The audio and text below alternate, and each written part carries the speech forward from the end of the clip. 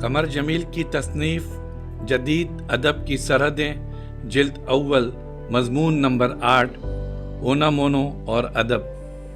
جب ایک آدمی چیختا چلاتا ہے یا دھمکاتا ہے ہم دوسرے تمام جانور اسے اچھی طرح سمجھتے ہیں۔ تب آدمی کی توجہ کسی دوسری دنیا میں نہیں ہوتی، تاہم وہ اپنے ہی انداز سے بھونکتا ہے، بات کرتا ہے، اور اس چیز نے اسے اس قابل بنا دیا ہے کہ وہ ان چیزوں کو ایجاد کرے جو موجود نہیں ہوتی اور ان چیزوں سے چشم پوشی کرے جو موجود ہوتی ہیں۔ آدمی کے لیے دنیا کی ہر چیز صرف ایک بہانہ ہے دوسروں سے بات کرنے یا اپنے آپ سے بات کرنے کا۔ اگسٹو کی موت پر کتے کا خطبہ، تجہیز و تکفین۔ یہ وہی اونامونو ہے جس کی کتاب زندگی کے المیہ مفہوم سے متاثر ہو کر محمد حسن عسکری صاحب نے انسان اور آدمی والا مضمون لکھا تھا۔ اونامونو نے اپنی اس کتاب کے پہلے ہی باب میں لکھا ہے کہ میرے لیے گوشت پوش کا آدمی اجنبی نہیں ہوتا، بلکہ میں انسانیت کے کسی خاص تصور یا انسان کے کسی تجریدی تصور میں یقین نہیں رکھتا۔ میں اس آدمی میں یقین رکھتا ہوں جو گوشت پوش کا آدمی ہے، جو پیدا ہوتا ہے، مرتا ہے، کھاتا پیتا ہے، کھیلتا ہے، سوچتا ہے، ارادہ کرتا ہے۔ وہ آدمی جسے آپ دیکھ سکتے ہیں، سن سکتے ہیں، وہ آدمی جو ہمارا پڑوسی ہے، دوست ہے، بھائی، سگا بھائی۔ لیکن ایک آدمی ایسا بھی ہوتا ہے جس کا ہم صرف مجرد طور پر تصور کر سکتے ہیں۔ ارسطو کا 2 پاؤں والا حیوان، روسو کا معاہدہ عمرانی کا انسان، مانچسٹر کا معاشی انسان، ایسا انسان جو کسی جگہ سے تعلق نہیں رکھتا، جس کا کوئی خاص ملک نہیں ہوتا، جس کی کوئی خاص جنس نہیں ہوتی، جو صرف ایک خیال ہوتا ہے اور بس اس کے سوا کچھ نہیں۔ چاہے کچھ نام نہاد فلسفی یہ سننا پسند کریں یا نہ کریں، فلسفے کا موضوع بھی یہی گوشت پوش کا آدمی ہے، چاہے وہ کسی قسم کا فلسفیانہ نظام کیوں نہ ترتیب دے دے۔ بظاہر یہ معلوم ہوتا ہے کہ ایک فلسفیانہ نظام دوسرے فلسفیانہ نظام کی ضد میں کھڑا کیا گیا ہے، اور چاہے وہ کتنی ہی کوشش اس بات کی کیوں نہ کر لیں کہ خود ان فلسفیوں کی زندگی کے حالات یا ان کی سوانح عمری کوئی اہمیت نہیں رکھتی یا ثانوی حیثیت رکھتی ہے، ہم یہ جانتے ہیں کہ یہ ان کی باطنی سوانح عمری ہی ہے۔ انسان اور آدمی کے اس فرق پر جس کی وضاحت اونامونو نے کی، حسن عسکری صاحب نے پورا ایک مضمون لکھ رکھا ہے اور بات سے بات نکالتے چلے گئے ہیں۔ کچھ نتائج شاید غلط بھی نکال لیے ہیں، مثلا یہ کہ اونامونو کے نزدیک آدمی کی سب سے بڑی پہچان یہ ہے کہ وہ مر جاتا ہے۔ اونامونو نے تو صرف یہ کہا ہے کہ گوشت پوش کا آدمی وہ آدمی جو پیدا ہوتا ہے، دکھ اٹھاتا ہے اور مر جاتا ہے۔ سب سے بڑھ کر یہ کہ مر جاتا ہے وہ آدمی جو کھاتا ہے، پیتا ہے، کھیلتا ہے اور سوتا ہے اور ارادہ کرتا ہے۔ وہ آدمی جسے ہم دیکھتے ہیں، سنتے ہیں۔ حسن عسکری صاحب نے روسو کے معاہدہ عمرانی والے تصور انسان پر تنقید کرتے ہوئے روسی اشتراکیت کی بھی خوب خبر لی ہے۔ روسو کی رومانویت کے جو برے اثرات ادب پر مرتب ہوئے، ان کا بھی عسکری صاحب نے تفصیل سے ذکر کیا ہے۔ لیکن دلچسپ مقام دراصل اس وقت آتا ہے جب وہ یہ بتانے کے بجائے کہ وہ اونامونو سے متاثر ہوئے ہیں، یہ بتانے لگتے ہیں کہ ان کے اندر انسان اور آدمی کا فرق دراصل خود ان کے اپنے تجربے سے پیدا ہوا ہے۔ اونامونو نے تو صرف اس کی گواہی دی ہے۔ میں عسکری صاحب کو ایک دیانتدار ادیب اور سچا آدمی جانتا ہوں، اس لیے مجھے یقین ہے کہ وہ اس نتیجے پر خود ہی پہنچے ہوں گے۔ یہ اور بات ہے کہ اونامونو کی اس کتاب کے پہلے باب سے ان کے اس احساس کو مزید تقویت ملی ہو، اس لیے انہوں نے لکھا ہے کہ اپنے محسوسات کو میں عملی استدلال تو نہیں بنا سکا، مگر ایک آدمی کی طرح مجھے یہ مضمون لکھنے میں جو ہچکچاہٹ ہوتی رہی ہے، اس کا تقاضا ہے کہ اور نہیں تو کم سے کم ایک اور آدمی کے محسوسات ہی کو اپنا گواہ بنا لوں۔ اس کام کے لیے مجھے اسپین کے فلسفی اور شاعر اونامونو سے بہتر کون آدمی ملے گا، جنہیں اپنی پروفیسری کا بھی لحاظ نہ آیا اور بڑی ڈٹائی سے قبول کر لیا کہ مجھے مرنے سے ڈر لگتا ہے۔ زندگی کے متعلق انہوں نے جو کچھ سوچا سمجھا تھا، جب وہ اسے اپنے فلسفے کی شکل میں مرتب کرنے بیٹھے تو انہیں سب سے پہلے ایک باب فالتو لکھنا پڑا، یہ بتانے کے لیے کہ جو فلسفہ انسان کے بارے میں ہو وہ آدمی کے کام نہیں آ سکتا۔ ان دونوں کے فرق کا انہیں ایسا شدید احساس ہے کہ اس باب میں بھی پہلی بات یہی کہی ہے کہ میرے نزدیک انسان اور انسانیت بڑی مشتبہ چیزیں ہیں۔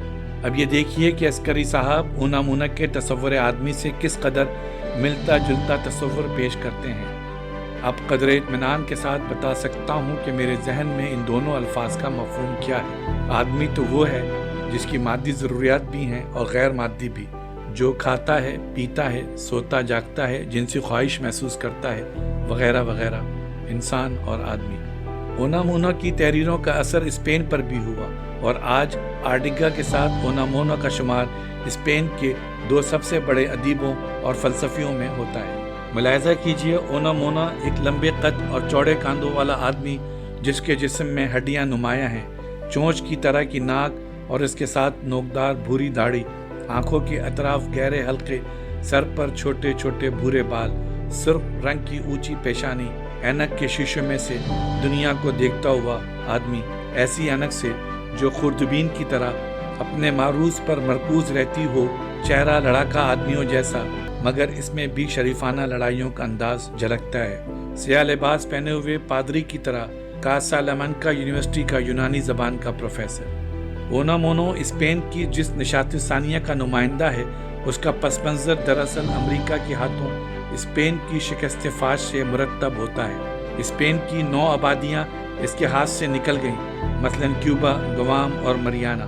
اسپین کا غرور مٹی میں مل گیا، لیکن اسپین کی اس شکست میں اسپین کا ایک فائدہ یہ بھی چھپا ہوا تھا، وہ یہ کہ اسپین دوبارہ زندہ ہونے لگا۔ اس کا نشاط ثانیہ شروع ہوا۔ 1898 عیسوی کی شکست سے اسپین میں ایک بیداری کی روح پیدا ہوئی، جدید اسپین کی روح بیدار ہوئی، اور اسپین کو ایک یورپین ملک بنانے کے ساتھ ساتھ یہ خواہش بھی ہوئی کہ اندلس کی بازیابی کی جائے۔ اونامونو اور آرٹیگا کے علاوہ میکاڈو اور جیمینیز بھی اس نشاط ثانیہ کے نمائندے بن گئے۔ جیمینیز اور ٹیگور سے استفادہ اور ان شاعروں کے ترجمے اسپینی زبان میں کیے۔ ان کاوشوں کا ایک نتیجہ یہ بھی نکلا کہ نیرودا اور اکتاویو پاز جیسے شاعر اسپینی زبان میں پیدا ہوئے۔ اونامونو شاعر بھی تھا۔ روبن ڈاریو پہلا آدمی تھا جس نے اونامونو کو شاعر کی حیثیت سے تسلیم کیا، لیکن اونامونو نے روبن ڈاریو کی جدیدیت قبول کرنے کے بجائے ایک بھدا اسلوب تخلیق کیا اور اسی اسلوب کی نشوونما کی۔ اونامونو کی شاعری کو کسی مخصوص مکتبہ فکر کا نمائندہ نہیں کہا جا سکتا، لیکن جدید اسپینی شاعری میں اس کے منفرد مقام کو رد بھی نہیں کیا جا سکتا۔ وہ اپنے مسئلوں پر براہ راست اور متغزلانہ انداز میں لکھنے کا اہل تھا، اور خاص طور پر موت کے سلسلے میں کرب اور تشویش کا بڑی خوبی سے اظہار کر سکتا تھا۔ اس کے کلام میں گرمی ہے اور آمد، وہ وجدانی حال میں لکھتا ہوا دکھائی دیتا ہے۔ اس کی زبان میں بلا کی روانی ہے۔ بہت سے نقادوں کا خیال ہے کہ اس کی طویل نظم مورا دا کرائسٹ آف ویلیزیکیوز 1920 میں اس کی بہترین نظم ہے، لیکن اس کی شاعری زیادہ اثر انگیز اور متحرک شاعری مختصر نظموں اور متغزلانہ حیتوں میں نظر آتی ہے۔ اس کی بہترین مثال اس کی مختصر نظم ان اے کیسٹیلین ولیج سیمیٹری ہے، جو 1913 میں لکھی گئی تھی لیکن 1922 تک شائع نہیں ہو سکی تھی۔ اس نظم میں شاعروں کی زبان متفکرانہ جذبے سے پیدا ہوئی ہے۔ شاعر اپنے آپ کو کیسٹیلین پس منظر اور اسپین کی سرزمین کے تضادات سے ہم آہنگ سمجھتا ہے۔ اس گاؤں کے قبرستان میں بغیر کٹی گھاس والے ایک گوشے میں مردے پڑے رہتے ہیں، لیکن جب آسمان سے ان پر بارش ہوتی ہے تو یہ مردے اپنی ہڈیوں میں سے زندگی کا پانی پھوٹتا ہوا محسوس کرتے ہیں۔ یہ نظم کچھ اس طرح شروع ہوتی ہے: مردوں کا استبل، مٹی کی بنی ہوئی ٹوٹی پھوٹی دیواروں کے بیچ مردوں کا استبل، جہاں فصل کاٹنے کے لیے کوئی درانتی نہیں ہے، صرف ایک سلیب ہے جو ان کی تقدیر کا نشان ہے۔ اونامونو کی شاعری میں ایک اشتعال انگیز کیفیت ملتی ہے۔ اس کا خیال تھا کہ احساس کو فکر انگیز ہونا چاہیے اور فکر کو محسوس۔ اونامونو یونانی اور لاطینی ادب کا پروفیسر تھا اور 1901 میں وسلامکا یونیورسٹی کا ریکٹر مقرر کیا گیا تھا۔ اس نے شاعری اور ڈرامے کے علاوہ ناول کثرت سے لکھے۔ اونامونو کے ناولوں میں شاعری کے جذبات کو ابھارنے والی کیفیت بھی ملتی ہے۔ اس کا پہلا ناول جنگ میں امن، جو بلباؤ کے محاصرے کے بارے میں تھا، محاصرے کے دوران وہ خود اس تجربے سے گزرا تھا جسے اس نے ناول میں بیان کیا ہے۔ اس کی تحریر کا انداز حقیقت پسندانہ ہے۔ اس کے سارے ناول جدیدیت کے مزاج کے مطابق ہیں۔ اسی زمانے میں اس کے ناولوں پر شدید حملے بھی کیے گئے اور یہ بھی کہا گیا کہ یہ ناول نہیں، مضامین ہیں۔ 1898 سے اسپین کی خانہ جنگی تک مضامین ہی کو اسپین کی نمائندہ صنف سمجھا جاتا تھا۔ یہ اسپینی ادب کا عہد زرعی کہلاتا ہے۔ اونامونو کہتا تھا کہ یہ ناول نہیں ہے، نہ صحیح، حقیقتوں کا بہت قریب سے تجربہ کیا ہوا بیان ضرور ہے۔ اس کے ناول کوہر میں اس کا ایک اور کردار غیر معمولی خود مختاری کا مظاہرہ کرتا ہے۔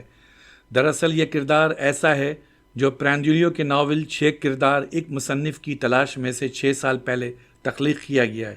اس میں خود اونامونو کی خصوصیات موجود ہیں۔ اس طرح اس نے اپنی شخصیت کو کردار بنا کر پیش کیا تاکہ اسے اس طرح ابدیت حاصل ہو سکے۔ ایک اور ناول میں حابیل اور قابیل کا موضوع پیش کیا گیا ہے۔ اس کے علاوہ دا گڈ مارٹری سینٹ ایمینوئل 1933 میں لکھا گیا۔ اس میں ایک پادری ہے جو خود تو روح کی لافانیت میں یقین نہیں رکھتا لیکن دوسرے پادریوں سے اس کی تلقین کرتا ہے۔ اس کے فکشن میں کردار کرب میں مبتلا رہتے ہیں، مبلغ نہیں ہوتے۔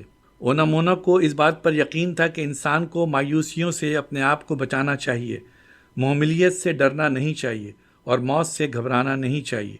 وہ کہتا تھا کہ احساس کو سوچنے کا موقع دیجیے اور خیال کو محسوس کرنے کا۔ اونامونو ڈرامہ نگار بھی تھا۔ اس کا ایک بہت دلچسپ ڈرامہ جو حابیل اور قابیل کے موضوع پر ہے۔ اس کے علاوہ بردر جان ہے جو ڈان جان کی اساطیری حکایت پر مبنی ہے۔ اس کے علاوہ اس نے اپنے بہت سارے ناولوں کو ڈرامہ بنا دیا ہے۔ فکشن کے علاوہ جو چیزیں اس نے لکھی ہیں ان میں زندگی کا المیہ مفہوم دا ٹریجک سینس آف لائف بہت ممتاز ہے۔ المیہ احساس یہ ہے کہ انسان میں ذاتی ابدیت کی خواہش ہوتی ہے۔ یہی فرد کا بنیادی احساس ہے جو اسے کبھی حاصل نہیں ہو سکتا۔ 1898 کی نسل کا سب سے نمائندہ شخص اونامونو کا کوئی شاگرد نہیں اور نہ کوئی پیروکار۔ وہ ہمیشہ انسان کی داخلی کیفیت کو خارجی زندگی کی تجرید سے افضل سمجھتا ہے۔ وہ باطنی زندگی کو تاریخی اور عمرانی یا سماجی زندگی پر ترجیح دیتا ہے۔ اس پر برگساں، کیرکیگار اور ولیم جیمز کی نتائجیت کے بڑے گہرے اثرات ہیں۔ اس کو کیرکیگار ہی سے خدا کے وجود کا سب سے بڑا ثبوت ملا اور وہ یہ کہ خدا کی ضرورت ہی خدا کا سب سے بڑا ثبوت ہے۔ اسے سارتر کی وجودیت کا پیش رو بھی کہا جا سکتا ہے۔ وہ ایک اسپینی وجودی ہے، دوسرے تمام وجودیوں سے بالکل مختلف اور دوسری تمام قومیتوں کے وجودیوں سے مختلف۔ وہ مذہب کے انکار اور معمولیت اور بیزاری کے احساس سے لڑتا رہا۔ وہ جس طرح برنارڈ شاہ سے نفرت کرتا ہے اسی طرح وہ ان احساسات سے بھی گریزاں ہے۔ برنارڈ شاہ سے اس لیے نفرت کرتا ہے کہ اس کے خیال میں برنارڈ شاہ انسانی زندگی کی اہمیت کو سماجی کارناموں اور سماجی تجربے تک محدود کر دیتا ہے۔ خود اونامونو کی زندگی کا آغاز ایک سوشلسٹ کی حیثیت سے ہوا تھا لیکن آخر کار وہ جماعتی سیاست سے بلند ہو گیا۔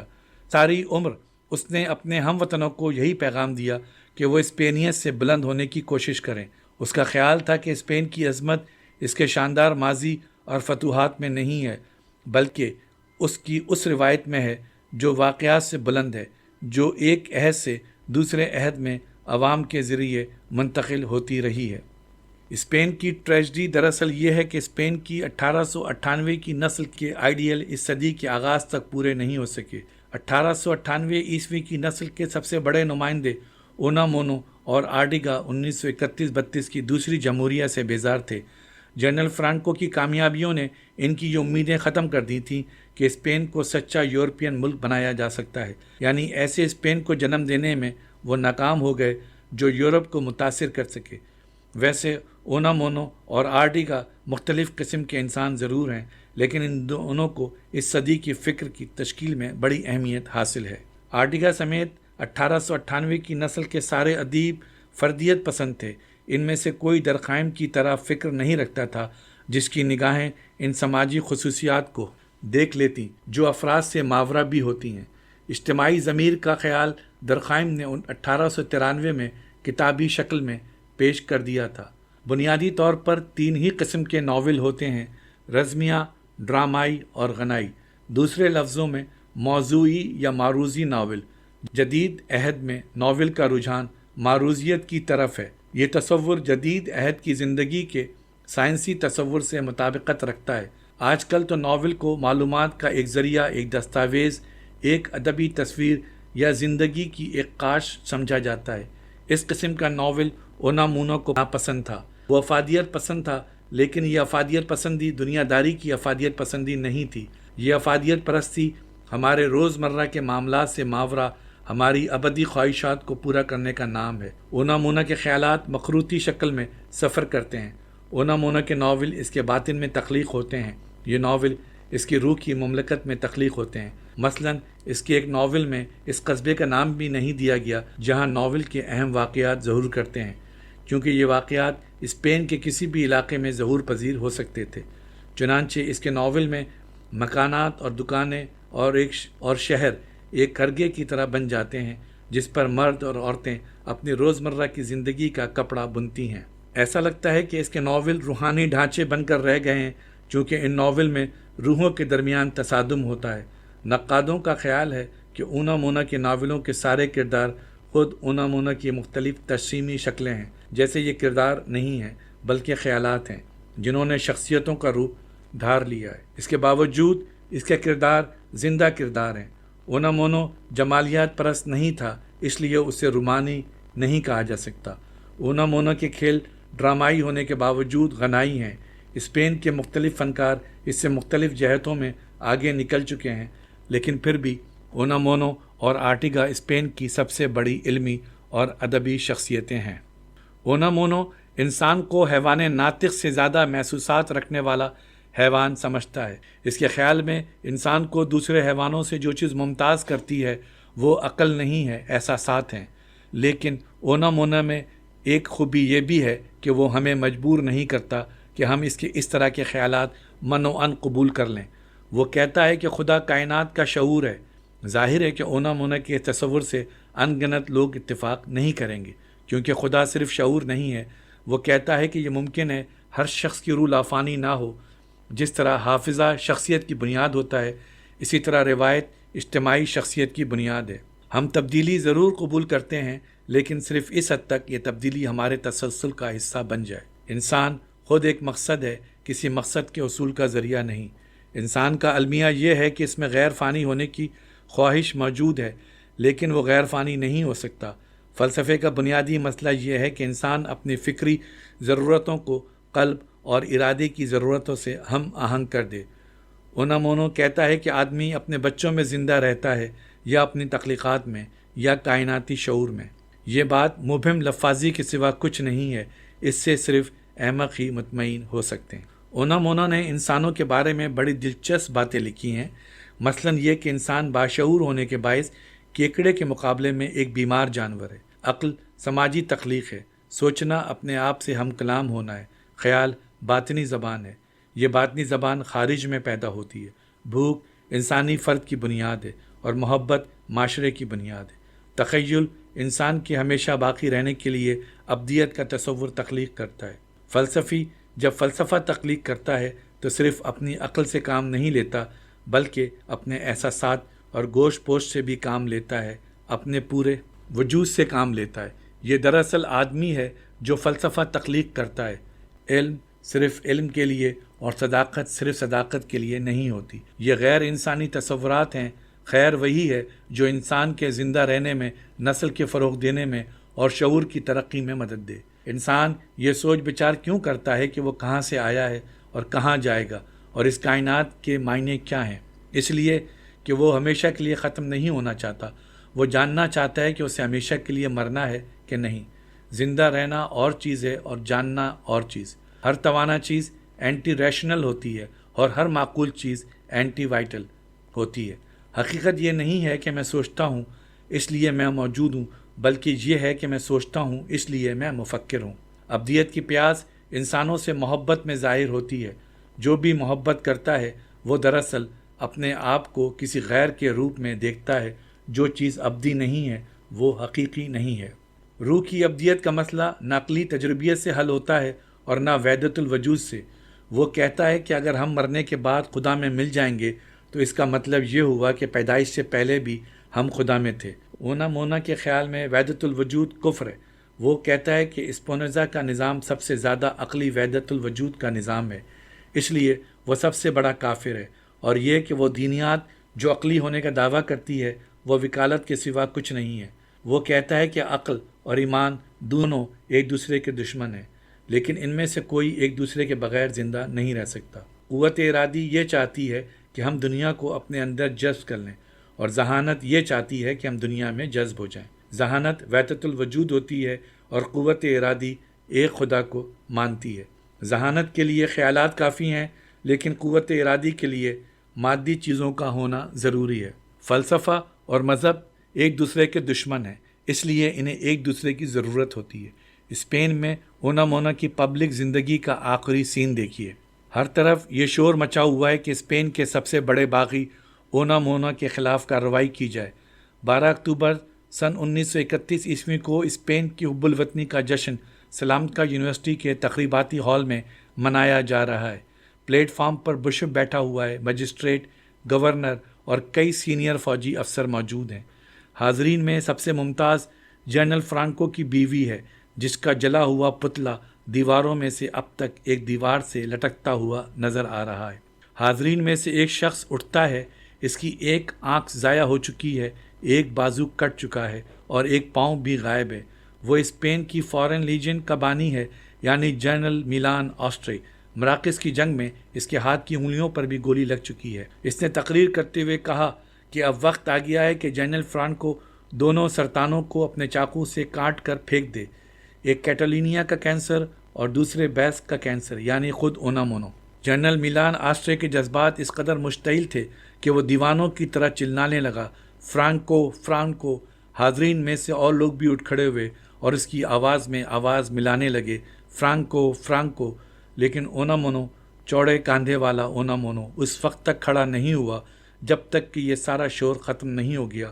جب شور ختم ہو گیا تو اس نے آہستہ آہستہ کھڑے ہو کر کہا، میں اب خاموش نہیں رہ سکتا۔ میں نے اپنی 73 برس کی عمر میں یہ سیکھا ہی نہیں ہے۔ میں اب خاموش نہیں رہ سکتا۔ میں اب جنرل میلان آسٹرے کے بارے میں اپنے خیالات کا اظہار کروں گا۔ سچائی دراصل اسی وقت سچائی ہوتی ہے جب اسے آرائش اور لفاظی سے پاک کر دیا گیا ہو۔ اونامونا نے کہا، میں نے ابھی ایک مکروہ اور لغو نعرہ سنا ہے، موت زندہ باد۔ میری ساری زندگی ایسے اقوال محال کو جنم دینے میں گزری ہے۔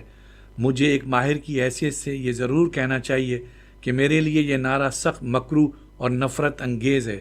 جنرل آسٹرے ایک معذور آدمی ہے۔ کسی اجازت کے بغیر میں کہنا چاہوں گا کہ وہ ایک جنگی معذور ہے، اور ایسا ہی سروانٹ بھی تھا، لیکن بدقسمتی سے اصول نہیں بنتے۔ بدقسمتی سے آج فرانس میں بہت معذور لوگ موجود ہیں، اور اگر خدا ہماری مدد نہ کرے تو نہ جانے اور کتنے لوگ معذور ہو جائیں گے۔ ہرچند کہ جنرل آسٹرے بہت نامقبول ہے، لیکن اس کا شمار منتخب ذہنوں میں نہیں ہوتا۔ وہ اسپین کو بھی معذور بنانا چاہتا ہے۔ اس پر جنرل آسٹرے نے مداخلت کی اور چلایا، دانشوری مرد آباد۔ اونامونا نے کہا، یہ علم و دانش کی عبادت گاہ ہے اور میں اس کا بڑا پادری ہوں۔ تم اس کے مقدس احاطے کو دنیا داری سے آلودہ کر رہے ہو۔ ہاں، تم جیت جاؤ گے چونکہ تمہارے پاس وحشیانہ قوت ہے، لیکن تم قائل نہیں کر سکتے، کیونکہ قائل کرنے کا مطلب ہے ترغیب دینا، اور ترغیب دینے کے لیے وہی چیز تمہارے اندر کم ہے جس کی ضرورت ہوتی ہے، یعنی عقل۔ میرے خیال میں تم سے یہ کہنا بیکار ہے، کم سے کم اسپین کا خیال کرو۔ اور پھر اونامونو حال سے اٹھ کر چلا گیا، اس کے ساتھ قانون کا پروفیسر بھی۔ فرانکو کی بیگم، جس نے اپنے شوہر کو جو مذہبی نہیں تھا مذہبی بنا دیا تھا، حیرت زدہ تھی اور مشینی انسان کی طرح چل رہی تھی۔ جب فرانکو کو اس واقعے کی خبر ہوئی تو اس نے اونامونا کو سزا سنا دی۔ جنرل فرانکو خود ایک مصنف تھا، لیکن پھر اسے خیال آیا کہ یہ فیصلہ غلط ہے، کیونکہ اس سے نجات کی تحریک کو نقصان پہنچ سکتا ہے۔ چنانچہ اونامونا کو اپنے گھر بھیج دیا گیا، جہاں پولیس نے اس کا گھر کا محاصرہ کر لیا۔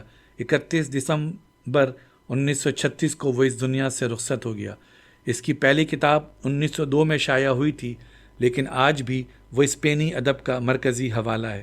اونامونو وہ چوڑے کاندھوں والا آدمی جس کی اینک کے شیشے اپنے معروض پر مرکوز رہتے تھے۔